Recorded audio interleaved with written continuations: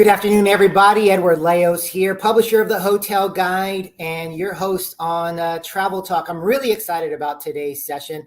Got a good friend of mine, and we were just chatting offline about the synergy that we have between our companies in hospitality and tourism. And I want to bring him on board right now. Rob, I'm really happy to have you on the show today. Yeah, thanks for having me. Great to be here. Now, I think, I was looking at your background. Let's just kind of get into that. Tell me a little bit about yourself, how you kind of got where you are, and then we could talk a little bit about where your company's going as well. Yeah, so I am 22 years in travel and hospitality. Started in the hotel business in New York City, grew nationally, then internationally in terms of the different hotels, properties, and brands I worked on.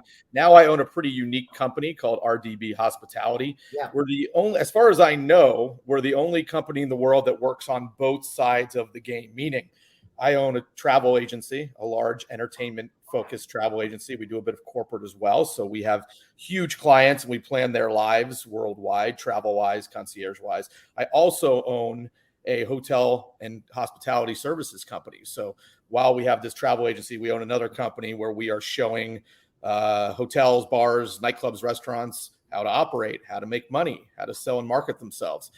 And it's really important and unique to be on both sides, right? And it affords us a lot of, a lot of vision that people who are on one side or the other simply don't get. So we know what all the new kind of trends are. We know what travelers are looking for. We know what's important to them. We know where they're going. We also know what's going on in the hospitality industry on the vendor side, on the hotel and venue side. So it's really cool. It's very unique, and I've been doing this since 2009, that company specifically, but been in the business since 2002. That's awesome. So let's talk a little bit about each facet, and maybe we'll dive into a little bit about how each one is, and then maybe at the end how they kind of combine. So let's talk about obviously travel agent is a travel agent. You hear that. People are like, oh yeah, travel agents are, dime a dozen, this and that. But I know there's a unique approach to that because we've been talked about that from the Hotel Guy as well. Tell me a little bit about the agency side of what you do and how you help the consumers and how you help people in general with that. Yeah, so travel agents provide a ton of value, and the word on the street is not great, as you mentioned. People think that it's an older industry, it's on its way out. Why have someone handle something that you can go on a website and just do on your own? But travel agents provide a lot of value. First of all, obviously the obvious things, the knowledge. We know where you should be. We can match kind of your needs with the different hospitality vendors out there, within your budget, and we handle things for you. You don't have to do things on your own, how easy as it may be nowadays.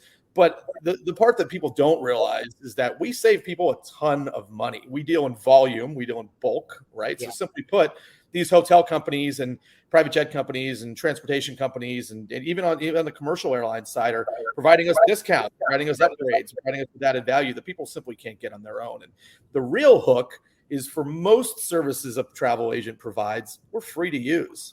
Yeah. So, I can do all these great things for you. I can get you a good rate. I can get you a kind of a little VIP experience, an upgrade at a hotel, and you don't have to pay me to do it. So very few people that we pitch say no to us because of the value we provide. And again, we earn our money from the vendors. So it's a unique business. Part of the reason I'm in this business is the sale in terms of client acquisition is so strong and so simple. Everyone's like, yeah, when do we start? So travel agents provide a ton of value, and people don't realize, for sure.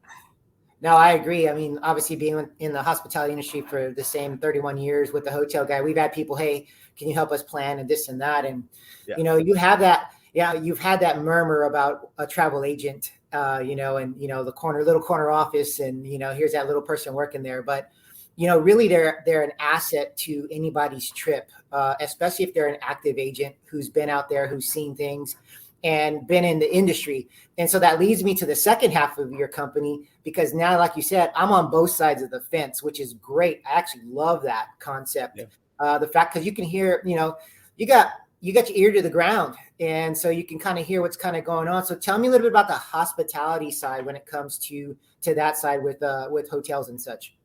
Yeah, hotels, look, it's a very competitive market. There's a lot of great hotels out there nowadays. So hotels often need guidance on how to sell and market themselves in terms of, it's not just putting up a website and you're the hot thing in town and everybody comes, right? And you take a large city, Tokyo, New York, anything like that, there's 150 stunning hotels in both Mhm. cities. And the ones that win are really the ones that sell and market themselves appropriately. So we understood that, and we saw that a lot of these hotels didn't understand necessarily the digital age, didn't which is odd, the marketing side in terms of search and social media and things like that. And then on the sales side, the hotels have these salespeople, and the new generation of salespeople is a bit afraid to pick up the phone and call corporations, call travel agencies, Sure. call potential clients. So we train and recruit people for these brands and show them how to do that. In terms of operations and food and beverage, again, it's about being unique. It's about being efficient. It's about being it's about caring, right? And we show these properties how to do those things. And it's such a competitive market. Really any kind of strategy and on that side is completely necessary nowadays. There's not a lot of organic growth in our industry anymore. It's really about being active. No, you really have to. And, I didn't even tell you this offline, but, a lot of my followers know I'm also a leadership and business strategist coach as well. So I take businesses kind of similar to what you're talking about. And it's funny because that conversation where you're talking about the generations and how they communicate is completely different than like when we first got into the industry and beyond. I remember I had to pick up the phone and I had to go see you and I had to, to close the sale. And so now, that communication skills has changed. And, when you're dealing in that level with your clients and such, the fact that you're able to help elevate a client with that is one of the great tools. Do you see that is one of the biggest challenges with hotels and salespeople? I do. Salespeople, that they're waiting for the phone to ring, right? They're waiting to answer the phone and say, here's the rate we can give you. Here's how we can help you. But nowadays, again, in such a competitive environment, you have to be active. You have to be proactive. You have to pick up the phone. You have to call, you have to, if you're in San Francisco and tech is are the crowd that's filling your hotel in terms of corporate accounts, you have to call Google and Meta and Salesforce and these companies and present yourself and go visit and take these people out and entertain and show them why your property is so great. And people aren't doing that right now in mass. So we're finding that we're helping hotels recruit sales and marketing people, and we're training them on being aggressive and proactive. And as you said, that's kind of gone by the wayside for some reason. It's a generational thing maybe, and people are very used to email and talking on Instagram and stuff. But the old school pounding the pavement sales and marketing is really the way still in this business to achieve success. No, I agree. I think I call it being close to the campfire. The closer you are to that campfire with a client, with a person, yes, emails are a form of marketing and communication, but there's so many others, and you've got to be able to utilize all of them to be successful. I love what you're doing with your company. If you had to put your company and put one word on it, what would that one word be to describe what you're doing? Yeah, the way we describe it, and I hate saying this because it's very cliche, but it's three words, and we're a one-stop shop, right? Yep. We do it all. We recruit, we train, we advise, we asset manage, and we represent the traveler so we could help fill you directly as well. So one-stop shop is if there was another way to say one-stop shop, and you're a marketing guy, maybe I should ask you, if there's another way to say one-stop shop in one word, that would maybe versatile. I don't know, but that's really what we are. There's very few companies in our world that you can call and get all of these things done in one house. And we have an amazing team and we do really special things. And, when I work with these hotel companies or these independents, I'm like, here's what the travelers want. And they're like, are you sure? I'm like, oh, I represent the traveler. So yes, I'm telling you officially, this is what the travelers want. No, it's perfect. It's the best of both worlds. And I think that's what people need to understand. So kudos to you to be on the forefront of doing that, because I'm sure there's going to be the imitation is going to be coming out very soon because of what you're doing. So that's the important thing. So let's switch a little bit from the professional side. And let's talk a little about you personally, because I always like to ask my guests, what are some of the favorite places you visited? That's number one. And number two, bucket list. What do you have on your bucket list for travel that you want to attack? Yes, I'm very specific. What I like when I travel, I like big cities. I'm a city guy. I am not a adventure traveler or a rural traveler. I'm a city guy, and food and beverage are very important to me. 100%. Right? So I'm going out to dinner. I'm going out to a cocktail bar. I'm sleeping in I'm having a nice big brunch or lunch. And I'm enjoying a city, the history, the museums, everything. I'll do all the touristy things, then I'll go find the hidden gems. So I'm not going to the middle of nowhere and, enjoying, the view, right? I'm obviously big on Europe, right? Like this is where I think food and beverage is done the best in the world, the most diverse in the world in terms of traveling, quick trips. So yeah, and all these kind of larger cities in Europe, obviously in terms of food and beverage destinations, Italy and Spain and France off the page, but we love Scandinavia, and even into Eastern Europe. Asia, obviously Japan. I'm a big sushi person, right? The fish market and the breakfast sushi and everything there is amazing. Bucket list, really, I have a weird hankering for ex-Yugoslavian countries. I'm intrigued by them. To Serbia, Montenegro, Croatia, maybe Kosovo, Bosnia. Those countries are very, very interesting to me. And after their civil war, they've really created kind of amazing infrastructure obviously in tourism, but on the food and beverage side, which is really important to me. And they have that huge douse of history. So I've never been to any of those countries, although I've been all over Europe, which is odd. But you can find me in the next couple of years hitting every one of them, Belgrade, cities like that. Wow.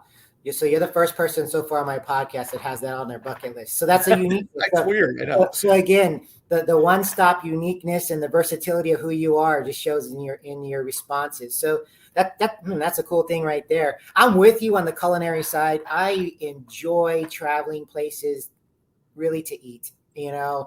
I think culture is really showcased in the food that a city offers.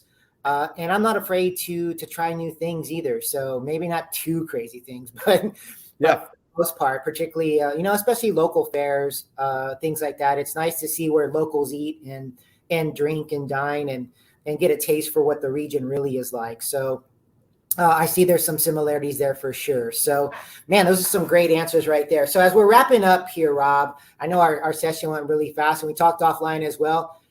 You have so much going on in your world. I'm pretty sure this won't be the last time we have you on our podcast, and hopefully you'll come back if we are able to ask you on. So, but as we're closing up, what's the best way for people to connect with you, connect with your team, to utilize your agency side of things, and or if they're a hotel that says, "Man, I could use some help on marketing and branding." What's the best way to find you? Easiest way is the good old www, which our website is rdbvip.com. Okay, perfect. There you hear it, everybody. rdbvip.com. It's a really cool site, and actually, if you just go on, the first thing he's going to tell you, it's he's the one-stop shop. It's the first thing you're going to see, right there. Which is cool. I mean, it is what it is. Sometimes we try to get so creative in what we want to say, and sometimes you just got to say what we are, and that becomes the uniqueness becomes the reality of who we are as a company and such. And so. Any last words with where you are going with the company in 2024? We're growing. We've doubled in size in the last year. We have a large, amazing team, and signing on new clients on both sides. So it's going to be a huge year for us. It's going to be a huge year for travel. I agree. With all the correction, I think really coming through from COVID this year. So it's going to be great. It's going to be great. So we're looking forward to it, and hopefully there's no more kind of strange diseases that pop up that shut us down for a little bit. We'll see. Yeah, I'm with you on that, Rob. So I agree. I think this is going to be a banner year for the Hotel Guide as well, as we're heading into our 31st year. And I'm really looking to, I look at this as version 2.0, following the pandemic stuff. It's like we're all starting over kind of. And so the cool thing about the pandemic was it allowed us to look at ourselves and really see how we could have a rebirth in everything we do and how we do things in business. And so I'm looking forward to really taking charge in 2024 as well. So Rob, I want to thank you for being on the show today. It's been an absolute pleasure meeting you. I can't wait to hear about your bucket list journeys when they do come out. There'll be some fun stories right there. But for all of our followers, people listening right now, please continue to follow us on all our social channels. You can find us on thehotelguide.com and our Spotify, Google, Apple, everything. Just share, because these are great content. These are great people that we're interviewing. And the fact that I've got the one-stop shop right here in front of everyone, this is a perfect opportunity to share this for everyone. So Rob, thank you for being on the show today, and look forward to having you back on soon. Hey, I'll be back for sure. Thank you. You got it. Take care.